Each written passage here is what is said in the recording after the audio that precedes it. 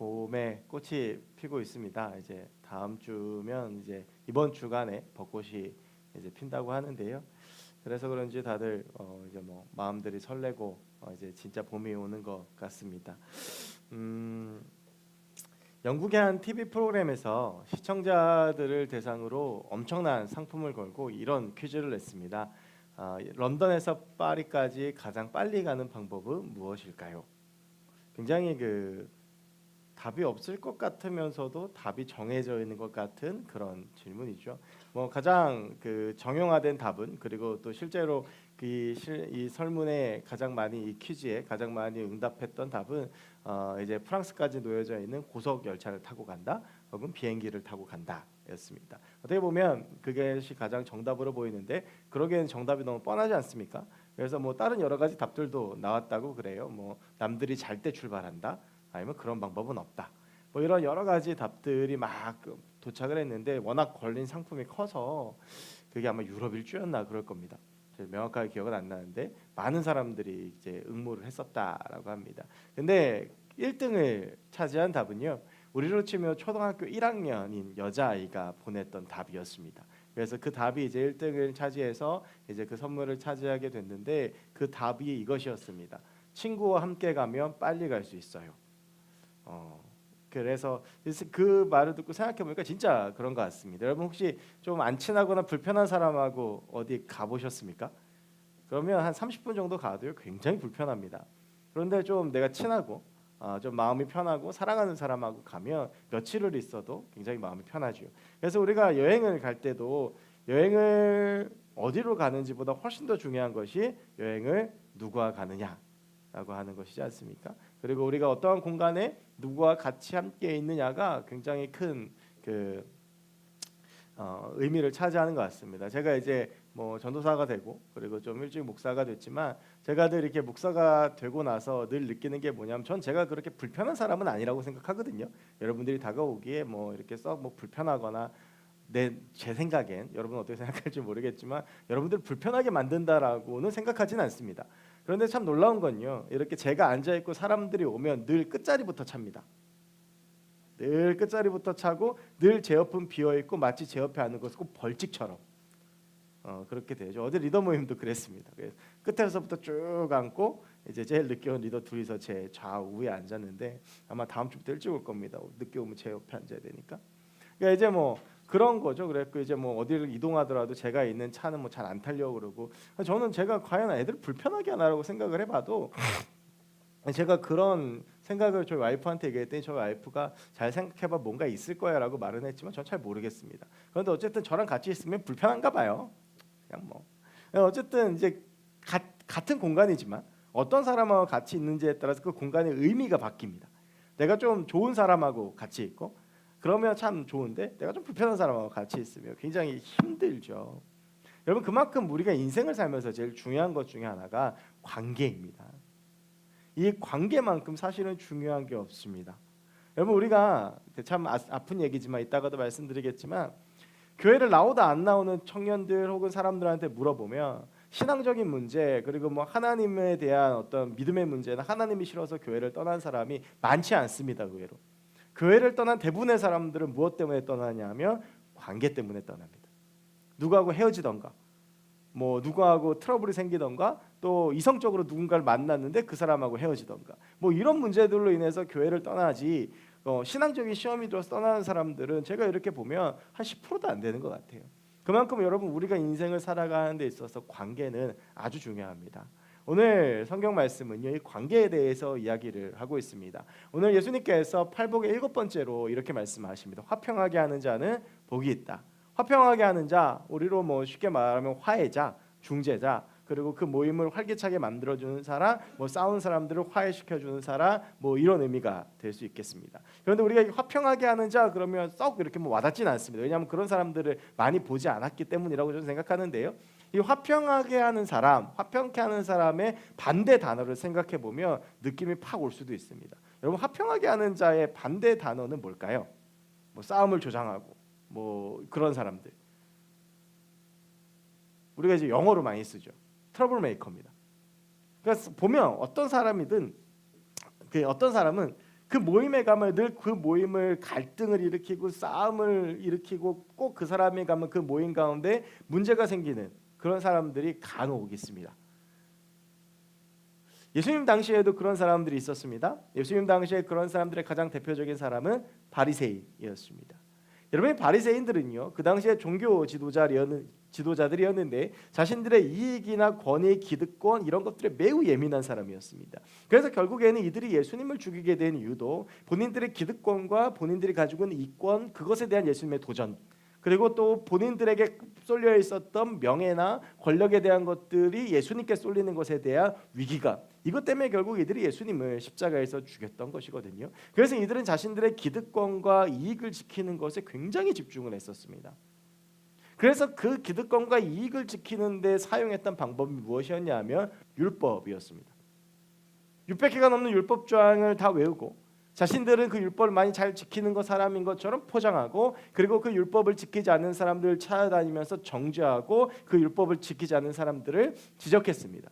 여러분, 사람이요, 높아지는 여러 가지 방법들 중에 가장 치사하고 더럽고 하면 안 되는 방법이 남을 밟고 자기가 높이 서는 것입니다. 교회 안에도 그런 사람들이 있습니다.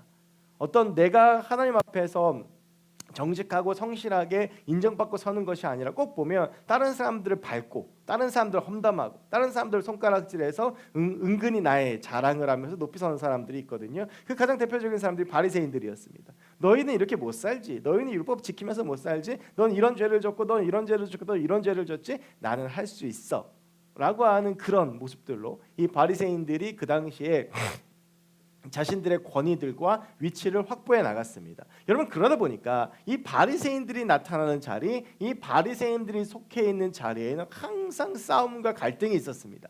여러분, 이렇게 우리가 다른 사람들의 잘못을 지적하거나 그 다른 사람들에 대해서 손가락질하고 그 사람들이 객관적으로 잘못한 것이더라도 그것들에 대해서 지적을 하면 그 모임은 결코 평화로울 수가 없습니다. 화평할 수가 없습니다. 왜냐하면 우리는 감정의 동물들이기 때문입니다. 바리새인들도 그랬습니다. 그래서 바리새인들이 이렇게 지적하는 데에는 늘 싸움이 있고 갈등이 있고 깨짐이 있고 그랬었습니다. 오늘 예수님께서는 뭐 이 바리새인들과 늘 대척점에 서서 같이 종교를 이끌어갔던 사두개인들도 마찬가지였겠죠. 열심당원들도 그렇습니다. 그래서 예수님은 그런 여러 가지 시대적 상황들을 보시면서 화평하게 하는 자는 복이 있다라고 하는 말씀을 주셨습니다. 여러분, 성경 전체를 봤을 때 예수님께서 가장 싫어하시는 것이 두 가지가 있습니다. 하나는 구약 성경에 계속 나오는 우상 숭배입니다. 하나님이 가장 싫어하시는 것. 두 번째는 분열과 분쟁입니다. 너무 서로 다른 이야기 같지만 사실 이 두 가지 이야기는 관계라는 측면에서 묶여 있습니다. 우상 숭배는 누구와의 관계가 깨어지는 것입니까? 하나님과의 관계가 깨어지는 것입니다. 분열과 분쟁은 누구와의 관계가 깨어지는 것입니까? 우리들 공동체의 관계가 깨어지는 것이죠. 하나님께서 가장 싫어하시는 것이 바로 이 두 가지입니다. 그것은 하나님께서 지극히 관계적인 분이시기 때문에 그렇습니다. 여러분, 우리가 흔히 하나님에 대해서 고백할 때 우리가 좀 생소하지만 삼위일체 하나님에 대해서 고백을 합니다. 여러분들 삼위일체에 대해서 얼마나 알고 계십니까? 세 분이지만 한 분이시고 한 분이지만 세 분이시고 꼭 말장난 같죠. 이 삼위일체를 완전히 이해할 수 없습니다. 저도 지금 뭐 목사가 된 지 10년이 넘고 신학을 하고 지금 다시 공부하고 있지만 지금 요 근래 이제 삼위일체에 대해서 공부하고 있거든요. 아무리 봐도 모르겠습니다, 저는. 그래서 이제 삼위일체를 전공하고 이렇게 공부하는 전도사님을 정말 제가 어제 존경한다고 말씀을 드렸는데, 근데 삼위일체에 가장 제가 잘 이해할 수 있는 부분을 봤을 때 삼위일체 하나님은 사랑의 공동체로 묶여 있다라고 하는 것입니다. 독립된 세 위격이 서로 너무 사랑하셔서 한 몸이 되실 수밖에 없었고, 그 한 몸이 되신 공동체가 되신 그 하나님이 그 안에서 성부와 성자와 성령 하나님의 사랑이 가득 흘러 넘쳐서 이 사랑이 흘러나와서 그 사랑을 나눌 대상이 필요했고, 그래서 인간이라는 존재를 만드셨다라고 하는 것입니다. 그래서 여기에서 우리가 잘 아는 찬양이 당신은 사랑을 받기 위해 태어난 사람이라는 찬양이 나오는 겁니다. 하나님께서 그 사랑을 감당할 수 없어서 이 사랑을 나눠줄 대상으로 인간을 만드셨다라고 하는 겁니다. 여러분, 그 증거가 창세기 1장에 잘 나와 있습니다. 여러분, 하나님의 창조 순서를 잘 보십시오. 하나님께서 하늘과 땅을 만드시고 해와 달을 만드시고 별들도 만드시고 바다도 만드시고 뭐 하늘에 나는 새, 바다에 기는 육축들, 뭐 동식물들 다 만드시고 나서 모든 무대를 세팅하신 후에 누구를 만드시냐 하면 사람을 만드십니다. 모든 것들을 다 준비해 놓고 사람을 만드시는 것입니다. 여러분, 제가 이 장면을 보면서 어떤 생각이 들었었냐면요. 제가 저희 집사람한테 프로포즈 할 때가 생각이 났습니다.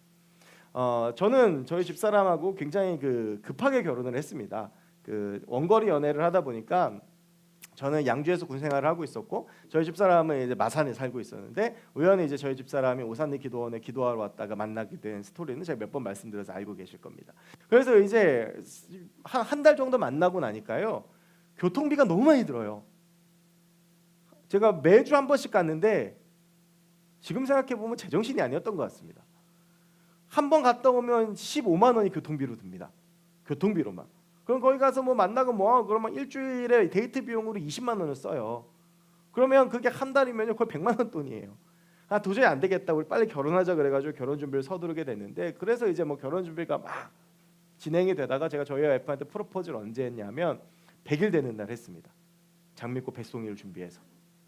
근데 이제 어디서 프로포즈를 했냐? 저희 집에서 했습니다. 저희 집에 혼자 살고 있었거든요. 그것도 아주 시골의 사택에 완전 시골집에 거기를 이제 집사람이 오기 전에 꾸민 거예요. 막 혼자서 막 풍선도 달고 장미꽃 백송이 이렇게 놓고 집에 현관부터 나오는데 참 옛날 방식입니다. 그 촛불로 이렇게 길 만들어 가지고 촛불로 길 만들어 가지고 이렇게 하트로 촛불 해놓고 가운데 장미꽃 백송이 놓고 그렇게 해서 막 뭐 이렇게 뭐 붙이고 막 해서 막 이렇게 준비를 한 겁니다. 그리고 나서 이제 그 집사람이 왔을 때 이제 집사람을 그 촛불 길로 걷게 해서 그랬으면 안 되는데 제가 노래를 불렀습니다. 이적의 다행이다. 그대를 만나고 거기서 이제 감동이 다 깨졌는데 어쨌든 근데 그 프로포즈의 장소를 만들 때 제 마음이 어땠냐 하면 너무 행복하고 너무 기뻤어요. 이 공간 오직 누구를 위해서 만든 겁니까? 저희 아내를 위해서. 여러분 하나님께서 천지를 만드실 때 그런 마음이셨을 겁니다. 하나님께서 천지를 만드실 때 이 만들 인간 그 아담을 위해서 이 천지를 만드시면서 얼마나 마음이 기쁘고 행복하셨겠습니까? 그래서 하나님께서 늘 만드시면서 뭐라고 하셨어요? 보시기에 좋았더라. 흡족하신 거예요. 저 그랬거든요. 촛불길 깔고 보기에 좋았어요. 촛불에 불 붙이고 장미꽃 백송이 놓으니까 보기에 너무 좋았어요. 그리고 그걸 보고 행복해하는 저희 집사람 보면서 보시기에 참 좋았습니다. 노래하기 전까지.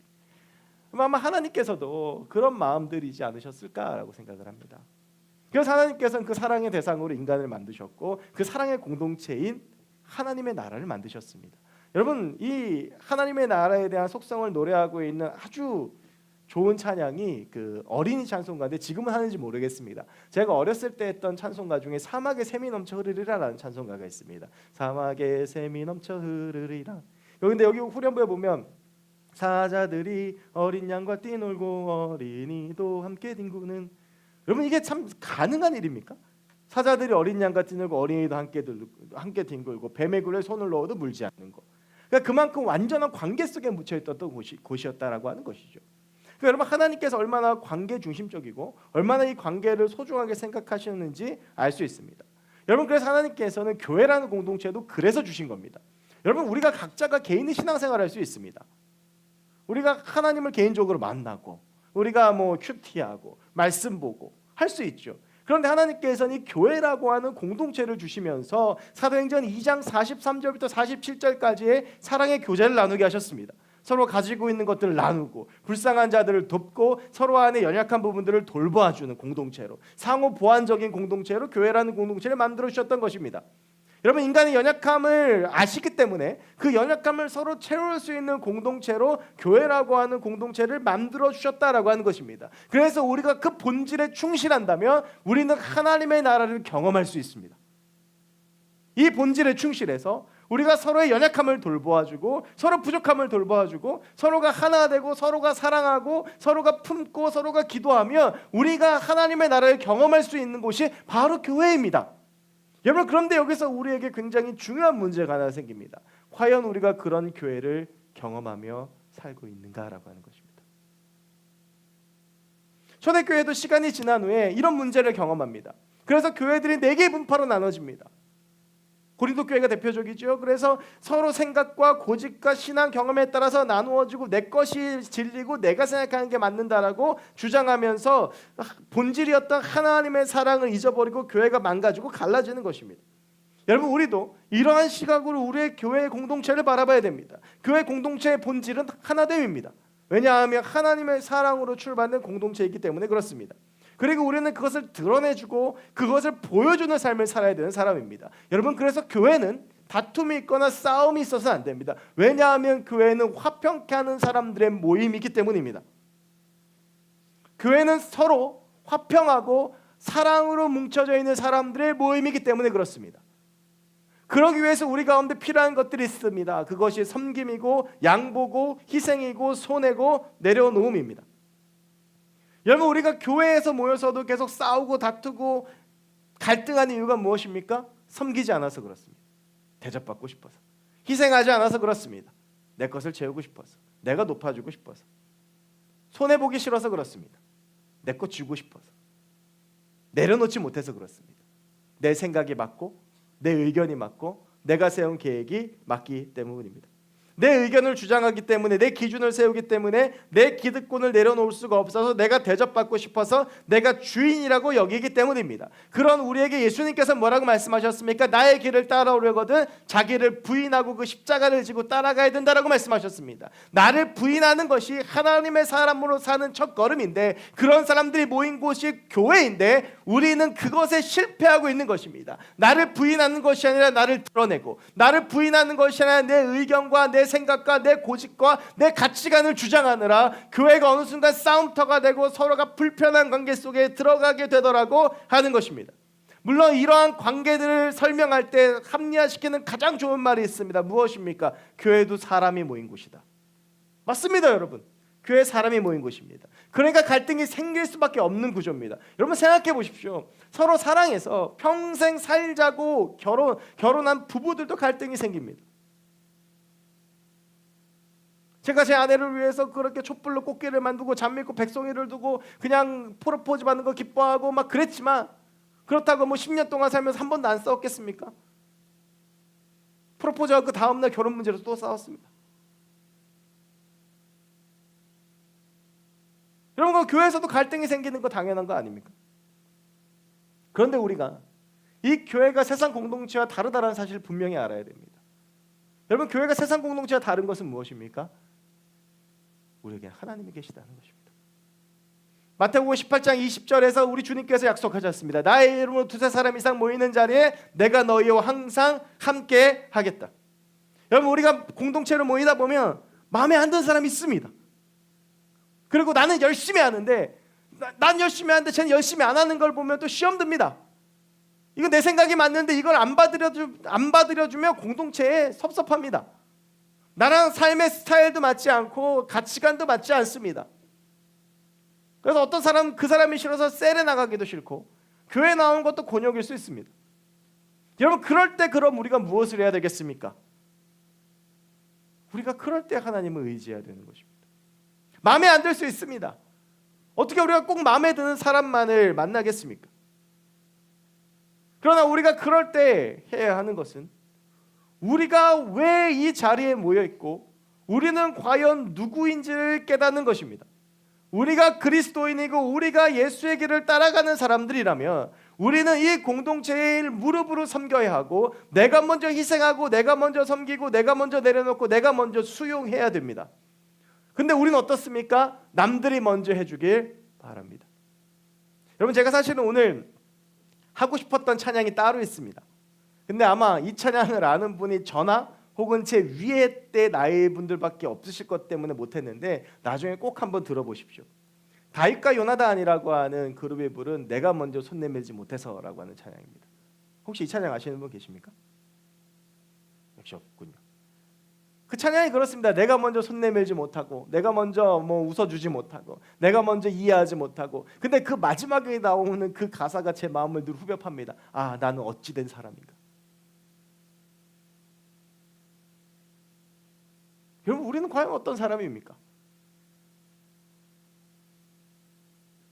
하나님이 우리를 위해서 십자가에서 그 아들 예수 그리스도를 죽이셨고, 그렇게까지 우리를 사랑하셔서 구애란 공동체를 주셨는데, 우리는 이 교회에 모여서 내 의견, 내 생각, 내 마음 주장하다가 안 받아들여주면 삐지고 싸우고 마음 상하고 갈등하고 분열하고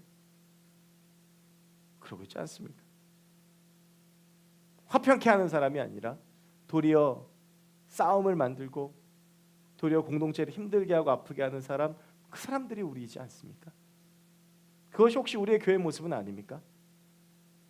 여러분, 하지만 분명한 것은요, 교회는 어떠한 경우에라도 분열이 정당화될 수 없습니다. 교회는 어떠한 경우에라도 교회 안에서의 다툼이 정당화될 수 없습니다. 한 사람이 잘못한 거 아닙니다. 그 사람과 싸웠다면 그 행위 자체만으로 누가 원인을 제공했든지 간에 이 사람도 잘못한 것입니다. 교회는 그럼에도 불구하고 품어야 되는 곳입니다. 마음에 안 드십니까? 그래도 품어야 됩니다.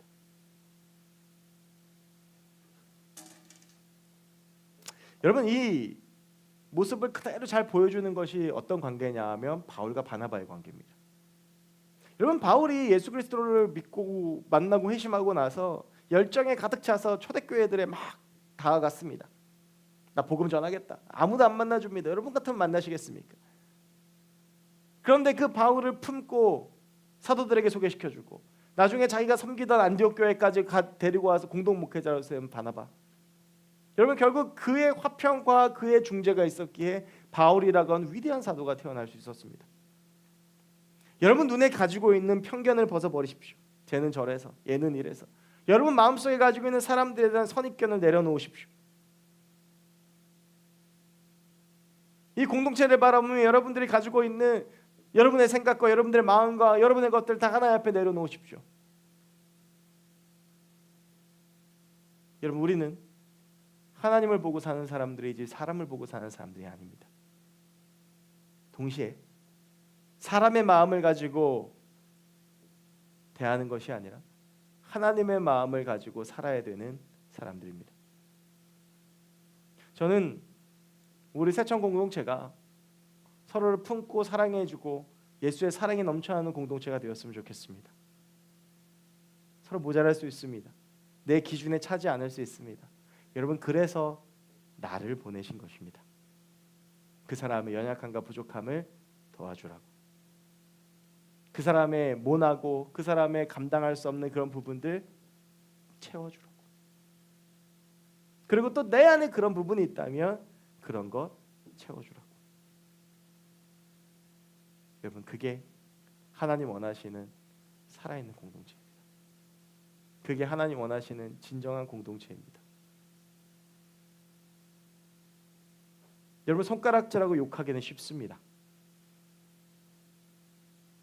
그러나 그것을 뛰어넘어 사랑하기는 쉽지 않습니다.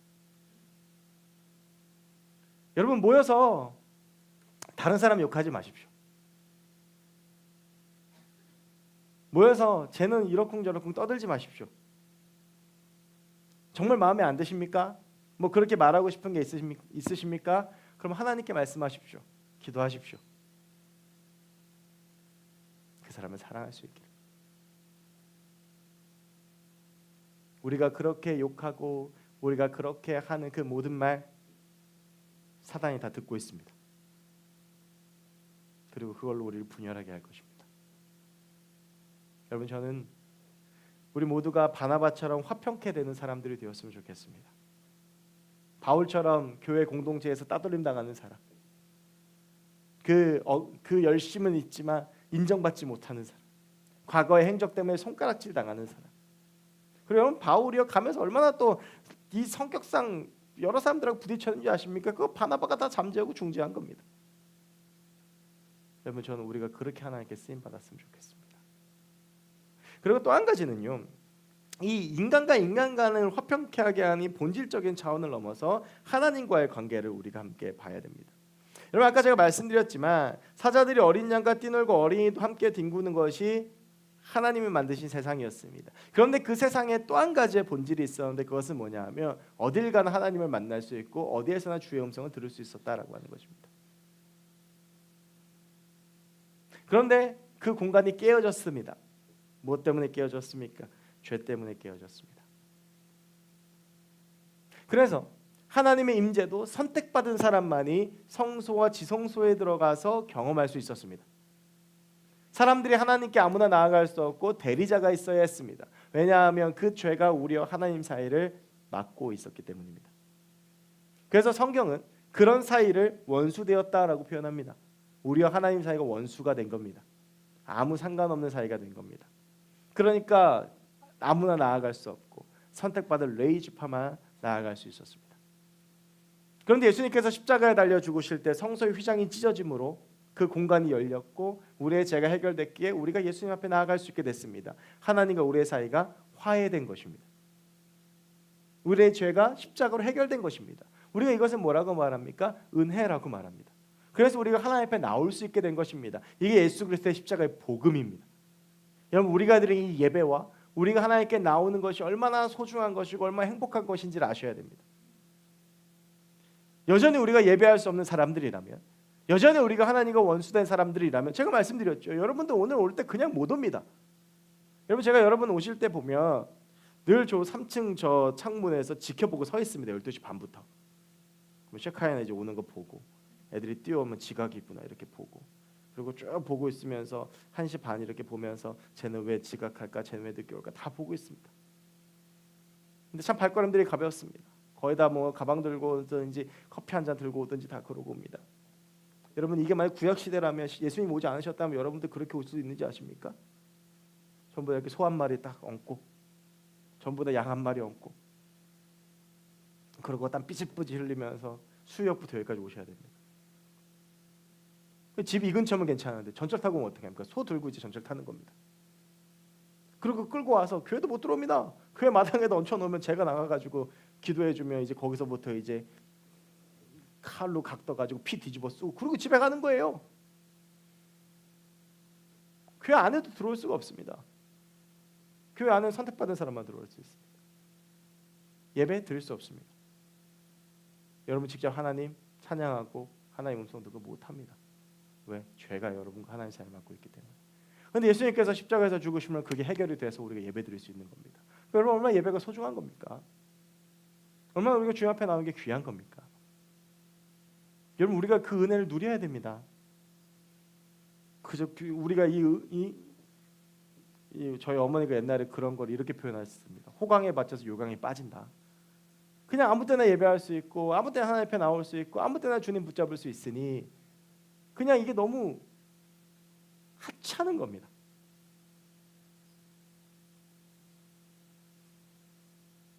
여러분, 그런데 중요한 것은 우리는 그렇게 하나님과 화해가 되어서 예수 그리스도라는 중재자를 통해서 그 십자가를 통해서 주님과 화해되어서 주님 앞에 나올 수가 있게 되었는데 아직도 하나님과 원수되어서 죄 속에 사는 사람들이 너무나도 많다라고 하는 것입니다. 여러분, 오늘 화평케 하는 자에게 있어서 이 화평케 하는 것은 단순히 인간관계뿐만이 아니라 하나님과 인간 사이를 회복시켜주는 사람들을 말합니다. 전도자의 삶을 의미합니다. 여전히 하나님을 알지 못하고 죽어가는 사람들에게 하나님을 전해서 그들이 하나님 앞에 나올 수 있게 하는 사람을 말합니다. 여전히 죄 속에서 하나님을 모르고 죽어가는 사람들에게 주의 복음을 전해서 그들을 하나님께 나오게 하는 사람들을 의미합니다. 나의 직업도 나의 재물도 나의 재능도 그것을 위해서 하나님께서 주시고 허락하신 것들입니다. 죄의 결과로 여전히 병들고 죽어가고 굶주리고 하나님 모르고 예배하지 못하고 지옥으로 가는 이들을 향해서 하나님께서 오늘 우리를 부르시고 우리의 삶을 우리를 선택하셨다라고 하는 것입니다. 여전히 하나님을 모르고 하나님을 원수로 삼고 죽어가는 이들을 향해 하나님께서 우리를 부르신다. 여러분, 그래서 우리가 전도도 해야 되고 선교도 해야 되는 것입니다. 여전히 하나님을 모르는 사람들에게 하나님을 전해야 되는 것입니다. 우리는 그 사역에 위임받은 사람들입니다. 여러분, 예수님께서 십자가에서 달려 죽으시고 부활하신 다음에 제자들과 함께 계시다가 하늘로 올라가실 때 마지막으로 부탁하신 것이 무엇입니까? 세상 끝까지 가서 내 증인이 되라. 온 유대와 사마리아 땅 끝까지 이르러 내 증인이 되라. 그 십자가의 복음을 전하라고 하는 것입니다. 그것이 예수님께서 우리 가운데 주셨던 마지막 말씀입니다. 그러면 그것이 우리의 삶의 본질인 것입니다. 우리의 삶의 사명인 것입니다. 그런데 과연 우리가 하나님을 전하는 삶, 예수를 전하는 삶을 살고 있느냐? 과연 화평하게 하는 사람들을 살고 있느냐? 과연 나는 평생을 살면서 얼마나 많은 사람들을 하나님과 화평하게 하는 중재의 사역자로 살아왔는가? 하나님 모르는 사람들에게 얼마나 하나님을 전하며 하나님 모르는 사람들에게 얼마나 하나님을 증거하며 그들을 하나님 앞으로 불러오는 삶을 살아갔는가를 한번 고민해 봐야 됩니다. 내 삶을 과연 하나님이 받으시는 정말 창조 때 그때의 모습으로 돌리길 원하시는 그 하나님의 창조의 사역에 과연 우리는 참여하며 살았는가? 나의 삶의 목적은 무엇이고 나는 무엇을 위해 살아가고 있는가? 여러분, 그런 사람들에게 우리 주님께서 주시는 복을 이렇게 말씀하셨습니다.